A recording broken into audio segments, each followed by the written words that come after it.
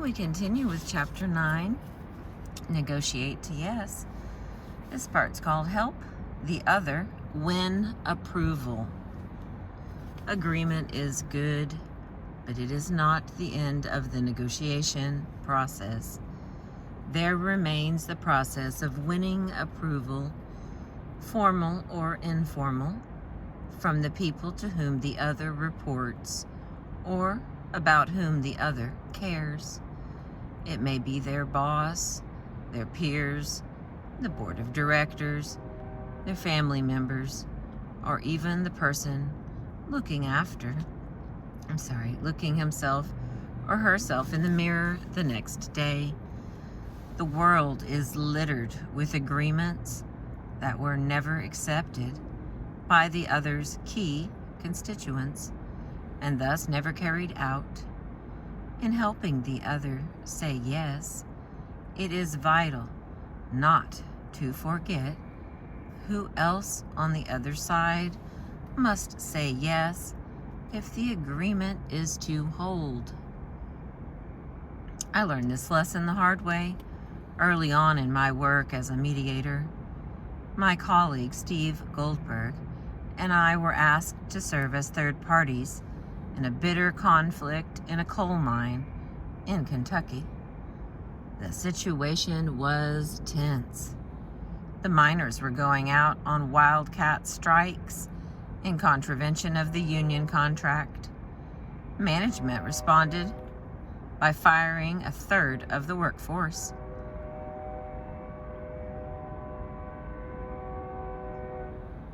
The miners kept on striking. A local judge jailed the workforce for a night.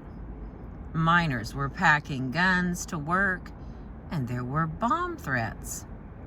When Steve and I arrived on the scene, we could not even persuade the union leaders and local management to sit down together to talk. So we shuttled back and forth between the sides for 6 weeks, listening, carrying proposals. In the end, the parties decided to sit down together and were able to reach agreement. Both sides were surprised and pleased, as if they had signed a peace settlement. There was just one little detail to complete. The agreement needed to be ratified by the miners. The vote took place a week later, and the verdict was almost unanimous against the agreement. Even though the agreement was a distinct improvement for the miners on the existing contract, the miners still chose to reject it out of distrust of management's intentions. If management was for the agreement, the miners felt there must be something wrong with it, hidden somewhere in the language. It just seemed safer and more satisfying to vote no. Steve and I had to begin the process all over again, this time focusing on winning the miners' confidence and support for the agreement. I spent the following 3 months at the mine, much of that time underground, meeting with most of the miners. Excuse me. I listened a lot, mediated a little, and generally helped both sides implement the terms of the agreement informally without a ratified agreement. Relations slowly improved, and not a single wildcat strike took place in the following 12 months. It was a good lesson for me, gaining the trust of those on the other side who must ratify an agreement is not just an afterthought. It is the central part of the process, worthy of as much attention as the process of reaching agreement.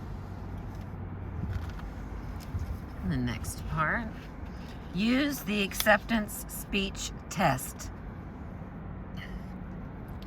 The initial agreement between union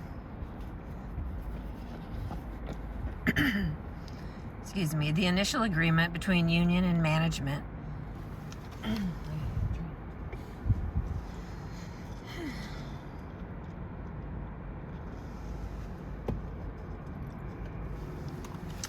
All right, try again. Use the acceptance speech test.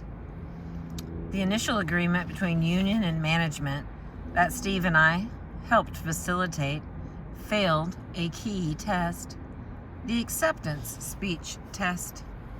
If you are having trouble persuading the other to accept your proposal, try putting it through this test.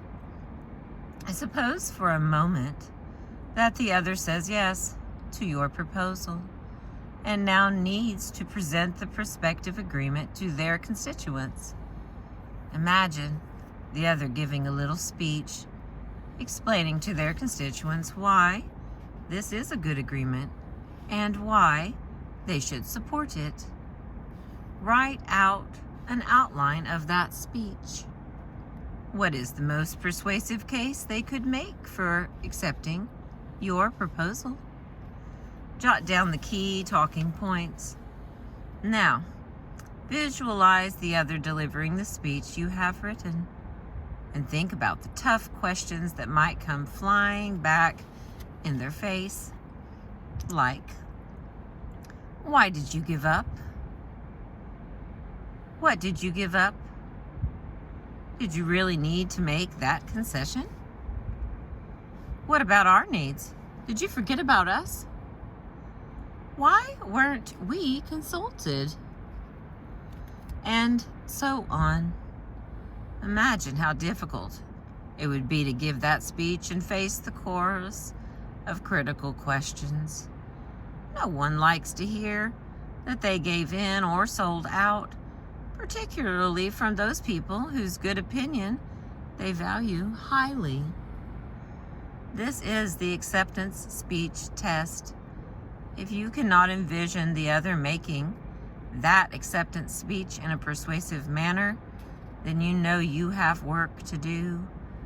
If the other cannot see themselves standing up and facing the criticisms they might receive, then it is unlikely they will agree to your proposal. Even if they do, they may not be able to carry out the agreement in the face of their constituents' resistance.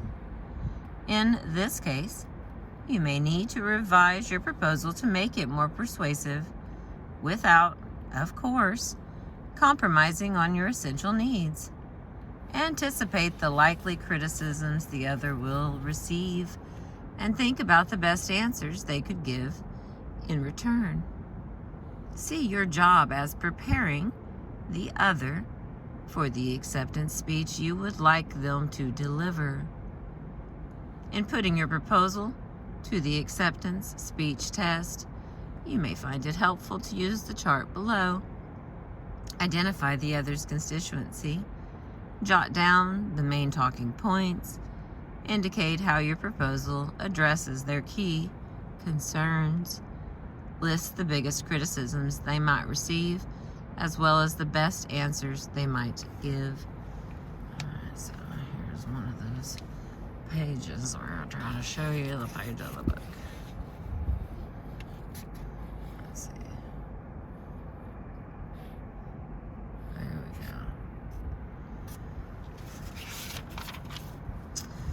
go. Alright, see your job as helping the other deliver that acceptance speech. Find a way, without being condescending, to equip them with the best arguments they can use to persuade their audience to accept the agreement. While you might think that this is the other's job, it is your job too, if you want to reach an agreement that will actually be carried out. As described in an earlier chapter, I once spent a couple of days with a senior political and military commander of a guerrilla movement that had been fighting a war in order to win their region's independence from the larger state. I asked these leaders to put their demand for independence through the acceptance speech test. Imagine the country's president agrees to your demand and goes on nationwide TV tomorrow and announces that he has granted independence to your region. how would the voters react? Oh, he'd be in big trouble, but that's his problem, replied the chief military commander. Actually, if you want him to make that speech, it's your problem. What can you do that will make it easier for him to make that speech? I asked. Thinking through the president's political constraints led the guerrilla leaders to rethink their immediate demand and focus instead on asking for a preliminary ceasefire, which the government proceeded to accept. And the next part, help them save face. If the other accepts your no, they may be at risk of losing face in front of people they care about. Face is often dismissed as mere ego, but it represents a great deal more. Face is someone's sense of honor, dignity, and self-respect. I have seen many negotiations fail simply because the other's face was not adequately protected. Thus, your job, as odd as it may seem, is to help the other look good enough to their constituents so that the other will be able to accept your proposal. Listen to the advice on saving face from professional hostage negotiator Dominic Messino, who was mentioned earlier. One very important thing you learn as a negotiator is that if you want to win, you have to help the other guy to save face. I learned that lesson early in my negotiation career when I was called in to deal with a situation in Spanish Harlem. It was a hot summer night, and there were 300 or 400 people out on the streets at 3 o'clock in the morning. A young man with a loaded shotgun had blockaded himself inside a crowded tenement building. He told me he wanted to surrender but couldn't because he had looked weak. Now, this guy was a parole violator, not a murderer, and so I told him that if he calmed down and let me cuff him, I would make it look as if I had to use force. He put down his gun and behaved like a perfect gentleman until we got to the street, where he started screaming like crazy and raising hell as we had agreed. While he was doing this, the crowd was chanting, "Jose, Jose," in wild approval. And we threw him into the back of the car, jumped on the gas, and sped off. 2 blocks later, Jose sat up, broke into a huge grin, and said to me, "Hey man, thank you. I really appreciate that." He recognized that I had given him a way out that didn't involve killing people and being killed in turn. I've never forgotten that.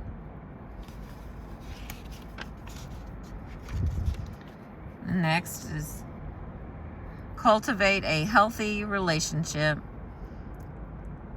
The tendency after saying no is to drift further apart, when in fact the opposite is often called for. A positive no enables you to have a closer and more authentic relationship with the other, if that is what you want. Your relationship, be it with your spouse or your ex-spouse, your child or your elderly parent, or your boss or customer, may mean a lot to you after all. If the other simply complies with your request, but the relationship is thereafter damaged, you will consider it a short-term victory, but a very long-term loss. Ideally, you would like the relationship to be strengthened, not strained. Keep in mind that even if you might prefer not to, you may have many other interactions with the other in the future. Saying no may be but one episode in a long series of no's. The challenge is to keep the relationship friendly while you continue to have your differences. Even if you do not intend to have a close relationship with the other, consider that without at least a temporary working relationship, it may be difficult to implement the agreement that you have reached. What will ensure that the other respects your needs and continues to respect them? How will you handle any differences that arise in the course of the implementation process? A working relationship is key to implementation. The next is reach out to the other. Just as the Spanish banker mentioned in an earlier chapter invites his client out for a very special lunch at his hacienda in order to tell him that the bank cannot help him on this particular deal, you need to pay more attention to the relationship when saying no, not less. You need to reach out to the other. On a personal level, this is precisely the life lesson I learned in dealing with the ending of my first marriage. As my first wife and I were saying no to our marriage, we took great care to say yes to our future friendship. Before beginning to tackle the delicate issue of dividing up property, we agreed on a set of process principles that emphasized our joint commitment to keeping our friendship strong and enduring. These principles helped us overcome our differences and reach agreement on a mutually satisfactory settlement. Throughout the process, we stayed in close personal touch, looking for practical ways to assist and support each other in making the transition, whether it was setting up a new home or in grieving the loss of a parent. While it was not always easy, the end result was more than worth the care and effort we each invested in cultivating the relationship. While it is not always easy to reach out to the other when you are still caught up in the heat of a conflict, it can yield great dividends. In his memoir, Nelson Mandela recalls his first television debate with President de Klerk just prior to the first democratic election in South Africa. As the debate was nearing an end, I felt I had been too harsh with the man who would be my partner in a government of national unity. So, in making his summation, Mandela reached out to his opponent and said straight to the cameras, "The exchanges between Mr. de Klerk and me should not obscure one important fact. I think we are a shining example to the entire world of people drawn from different groups who have a common loyalty, a common love to their common country." In spite of my criticisms of Mr. de Klerk, Mandela said, turning to look directly at de Klerk, "Sir, you are one of those I rely upon. We are going to face the problems of this country together." Mandela then reached over to take de Klerk's hand and said, "I am proud to hold your hand for us to go forward." Mandela did not shrink from engaging de Klerk in heated debate, but he also did not forget the larger context of the ongoing relationship he personally would have with de Klerk, and that all black South Africans would have with all white South Africans. Mandela was not just making an empty gesture to de Klerk. He was modeling for his millions of supporters the importance of reaching out across the divide to take the hand of a bitter political adversary in order to go forward. Despite their difficult personal relationship, Mandela invited de Klerk to serve as deputy president, and de Klerk accepted for the sake of keeping the peace at a time of enormous political and social change. It was a courageous act of statesmanship for both men and contributed greatly to making the delicate transition of power successful. Thank you for listening. I appreciate you. We've been reading The Power of a Positive No. We're at the middle of chapter 9. Oh, only got a couple, 3 pages left, and then I appreciate you being with me.